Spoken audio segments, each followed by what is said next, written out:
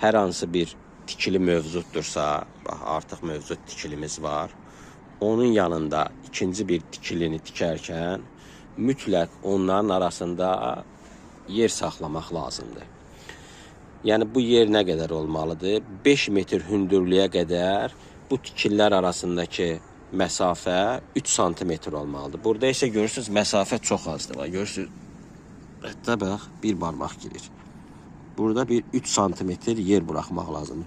Bu hissədə isə mən sizə əminliklə deyirəm, ustalar böyük səhv edirlər. Deşirlər, armaturları keçirirlər o biri tikiliyə və o biri tikilini də bu tikili ilə yükləmiş olurlar. Bax, 5 metr hündürlüyə qədər hər iki tikili arasında 3 santimetr məsafə saxlamaq lazımdır.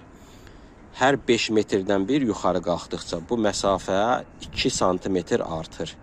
Tutaq ki, ikinci tikilinin hündürlüyü 10 metrdir. Onda bu məsafə olmalıdır 5 santimetr. Bu nəyə görə lazımdır? Zəlzələ zamanı, seismik hərəkətlilik zamanı bu iki tikili bir-birindən o sallanma zamanı kontaktda olmasınlar.